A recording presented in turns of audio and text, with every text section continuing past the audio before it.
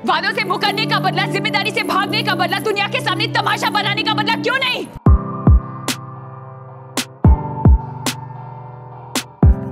বলিউডের Glamour queen Deepika Padukone, যিনি ওম শান্তি ওম দিয়ে শুরু করে আজ হয়ে উঠেছেন বলিউডের সবচেয়ে শক্তিশালী নারী তারকাদের একজন। और इस बार मैं सच्ची कोशिश करूंगी। কিন্তু এবার এই দীপিকাকেই ঘিরে শুরু হয়েছে নতুন বিতর্ক। হঠাৎ করেই স্পিরিট সিনেমা থেকে বাদ পড়লেন দীপিকা, আর এর পিছনের কারণটি বেশ অবাক করার মতো। শোনা যাচ্ছে পরিচালক সন্দীপ রেড্ডি ভাঙ্গার সঙ্গে দীপিকার মতবিরোধ হয়েছিল। বিষয়টি ছিল প্রতিদিনের শুটিং শিফট নিয়ে। দীপিকার শর্ত ছিল দিনে সর্বোচ্চ 8 ঘন্টা কাজ করবেন,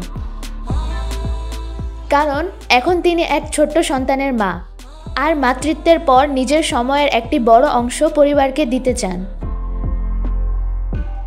কিন্তু প্রযোজনা সংস্থা সেই দাবি মানতে রাজি হয়নি, ফলে দীপিকা নিজেই স্পিরিট থেকে সরে দাঁড়ান।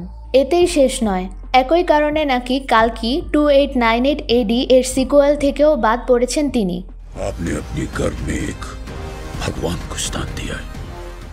দীর্ঘদিন নীরব থাকার পর অবশেষে মুখ খুলেছেন দীপিকা। সম্প্রতি এক সাক্ষাৎকারে তিনি বলেন, ভারতের চলচ্চিত্র জগৎকে আমরা শিল্প বলি, কিন্তু সত্যি বলতে আমরা এখনও শিল্পের মতো কাজ করতে শিখিনি। তিনি আরও যোগ করেন, পুরুষ তারকারা বহু বছর ধরেই দিনে 8 ঘন্টা কাজ করেন।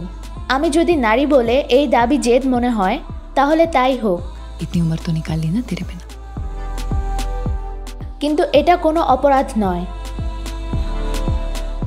দীপিকার মতে বলিউডে এখন সময় এসেছে শৃঙ্খলা, পরিকল্পনা ও নিয়মের, কারণ ভারতীয় সিনেমা ইন্ডাস্ট্রি এখন অনেকটাই বিশৃঙ্খল।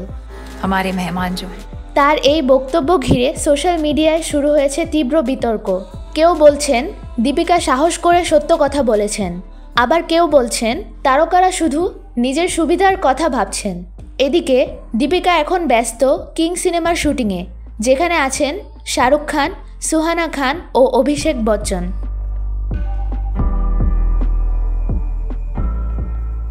পাশাপাশি শোনা যাচ্ছে অ্যাটলির নতুন সিনেমাতেও দেখা যাবে দীপিকাকে।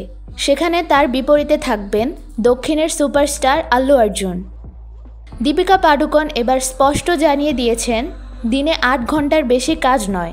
প্রশ্ন হলো, এই সাহসী সিদ্ধান্ত কি বলিউডের নতুন নিয়মের সূচনা করবে, নাকি এর ফলেই তারকাদের সামনে খুলবে নতুন এক চ্যালেঞ্জের দরজা?